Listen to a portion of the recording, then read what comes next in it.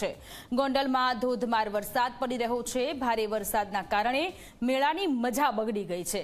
મેળાની મજા લેવા ગયેલા લોકો વરસાદમાં ભીંજાઈ ગયા છે। આજે ચોથો દિવસ છે અને રાજકોટના મેળામાં રંગત જામી હતી, પરંતુ આ રંગત જામેલી કે જેમાં વરસાદ પડ્યો અને વરસાદ વિઘ્ન બનીને આવ્યો, મેળાની મજા બગડી છે। લોકો પોતાના ઘરે પરત જઈ રહ્યા છે। ઘણા લાંબા સમય પછી ઘણી બધી ચર્ચાઓ થઈ કે રાજકોટના મેળામાં રાઇડ્સને મંજૂરી મળશે કે નહીં। ઘણી બધી બેઠકો થઈ, આખરે મેળો યોજાયો, યાંત્રિક્સની સાથે મેળો યોજાયો, પરંતુ વરસાદે મજા બગાડી।